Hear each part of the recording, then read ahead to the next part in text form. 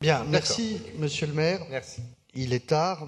Si je savais chanter, je vous aurais bien chanté un requiem, parce que c'est la musique qui conviendrait exactement à cette délibération, car c'est la fin et la mort du dispositif pré-Paris Logement et pré-parcours résidentiel que vous enterrez définitivement avec cette délibération. Un enterrement de seconde classe sans tambour ni trompette d'un dispositif pourtant utile, mais apparemment trop éloigné de votre orientation maladive contre les propriétaires à Paris, vous qui souhaitez que Paris devienne une ville de locataires.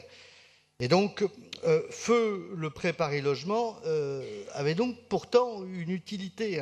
C'était quand même, je le rappelle, un prêt à taux zéro d'environ 40 000 euros, accordé à des ménages primo-accédants, sous condition de ressources.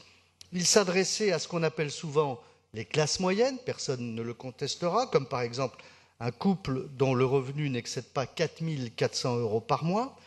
Ce prêt Paris Logement constituait un bon coup de pouce à l'achat et permettait de boucler les dossiers de financement, souvent au cordeau dans ces jeunes ménages primo-accédants. On est vraiment dans une cible qui devrait être prioritaire pour une ville comme Paris. Eh bien non. Déjà, le dispositif était en déclin depuis quelques années. En 2015, premier coup porté, vous avez limité drastiquement le recours à ce prêt en imposant une condition selon laquelle l'apport pour l'achat du bien ne devait pas excéder 10% du montant du bien, ce qui est excessivement limitant et raboteur en volume pour atteindre un budget pour un logement moyen. Bon. Néanmoins, si je prends le même exemple d'un couple qui gagne 4 400 euros par mois et qui peut emprunter 270 000 euros avec une mensualité de 1 300 euros par mois, ce qui correspond à entre un quart et un tiers de ses revenus, on est dans des limites parfaitement acceptables, et donc acquérir avec ces 10% d'apport un bien immobilier de 300 000 euros environ à Paris, frais de notaire inclus. Alors à 9 000 euros le mètre carré, à Paris, 300 000 euros, ça permet d'acheter un petit 30 mètres carrés, ce qui est une surface correcte pour un couple. Évidemment, ça devient plus compliqué avec l'arrivée du premier enfant, mais bon, on était dans une version très diminuée, mais encore relativement praticable.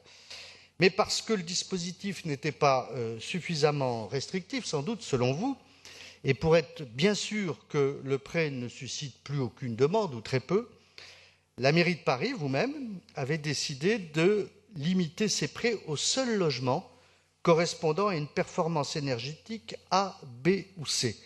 Alors, je suis allé regarder sur le premier site d'annonce, pas le premier que j'ai trouvé, mais le premier site d'annonce à Paris, c'est-à-dire seloger.com, pour voir combien de biens d'environ 30 mètres carrés, aux environs de 300 000 euros, répondaient à ce critère. Eh bien, sur une centaine d'annonces la semaine dernière, j'en ai trouvé 5. 5 seulement. C'est-à-dire que le nouveau dispositif que vous nous proposez s'adresse au maximum à 5 personnes à Paris sur l'ensemble du segment socio-économique dont nous venons de parler. Alors, c'est totalement délirant, c'est ridicule. Néanmoins, ça correspond à ce que vous voulez faire depuis le début. Je rappelle que les crédits affectés à ce dispositif d'accession à la propriété, pour nous, c'est quelque chose de très important, avaient déjà été divisés par 10 entre 2012 et 2018. Vous êtes passé de 20 millions d'euros à 2,2 millions d'euros. C'est pas rien comme réduction. Mais logiquement, là, pour 5 cas maximum, avec 200 000 euros, à mon avis, ça suffira. C'est-à-dire que ce dispositif, il est clair, qui sera éteint d'ici les municipales. Il nous appartiendra sans doute d'ailleurs de proposer de restaurer l'accession à la propriété à Paris. Après tout, vous nous offrez là, évidemment, une proposition importante. Du coup, les ménages feront ce que font la plupart des autres ménages à la recherche, cette fois, d'un logement sur le marché locatif. Ils n'auront plus qu'à tourner le dos à Paris et à trouver d'autres quartiers de la métropole du Grand Paris. C'est ça notre chance. Des opportunités offertes par des politiques du logement, d'autres municipalités plus ouvertes et plus favorables à l'accession à la propriété. Paris se videra un peu plus de ses familles, un jour, Paris paiera à terme la rançon d'une politique du logement qui l'a vidé de ses forces vives. Voilà, c'est désolant, mais c'est comme ça. Merci. Merci.